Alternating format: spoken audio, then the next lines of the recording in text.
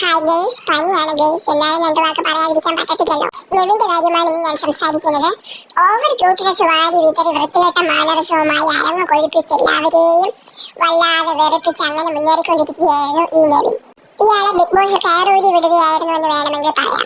ഇയാളുടെ എല്ലാ ആക്ടുകളും പരിധി വിട്ടപ്പോഴും രംഗം കൊടുക്കട്ടെ എന്ന ആറ്റിറ്റ്യൂഡായിരുന്നു ബിഗ് ബോസിന്റെ ലാലേട്ടനം. അപ്പോൾ നെവിൻ തന്നെ വിചാരിച്ചു, ഈ അദൃശ്യനും കൊഞ്ചിക്കൊള്ളയിലുകളും ജനങ്ങൾക്ക് വല്ലാതെ ഇഷ്ടപ്പെട്ടിട്ടുണ്ട്, അതുകൊണ്ടാണല്ലോ എവിക്റ്റാവാതെ ഇവിടെ നിർത്തിയിരിക്കുന്നതെന്ന്. പിന്നെ അയാൾ ഒരു പരിധിയുമില്ലാതെ ഈ ക്യാരക്ടറിനെ സ്വയം പ്രൊമോട്ട് ചെയ്ത് അങ്ങനെ മുന്നേറിക്കൊണ്ടിരിക്കുകയായിരുന്നു. അവസാനം ഷാനവാസിനെ ആശുപത്രിയിൽ എത്തിക്കേണ്ട ഗതികേടുമായി. തക്ക ശിക്ഷ കിട്ടുമെന്ന് വിചാരിക്കുന്നു. തക്ക ശിക്ഷ കിട്ടുക തന്നെ വേണം.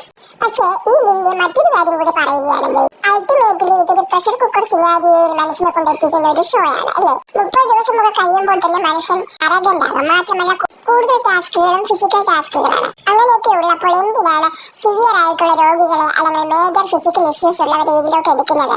ഹൈ BP, പാനിക് അറ്റാക്ക് തുടങ്ങിയ സിറ്റുവേഷൻസ് ഒക്കെ ഇങ്ങനെയുള്ളവർ എപ്പോൾ വേണമെങ്കിലും ഫേസ് ചെയ്യേണ്ടി വരും. ഷാനവാസ് ലാലേട്ടന്റെ റോസ്റ്റിംഗ് എപ്പിസോഡിന് ശേഷം കുറെ മാറിയിട്ടുണ്ടായിരുന്നു. പക്ഷേ ഇത് ഭയങ്കരമായ സംഗതിയാണ്. എത്രയും പെട്ടെന്ന് അയാൾക്ക് സുഖമാവട്ടെ.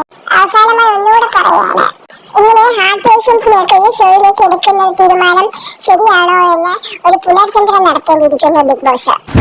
എന്റെ തീരുമാനങ്ങളിൽ കൈകടത്താൻ ലില്ലിക്ക് എന്ത് അധികാരമാണുള്ളത്? മര്യാദയ്ക്ക് ഇരുന്നില്ലെങ്കിൽ ആ നെവിന് ഞാൻ കൊട്ടേഷൻ കൊടുക്കും കേട്ടോ, ഇനി ഇടിച്ച് പപ്പടമാക്കാൻ.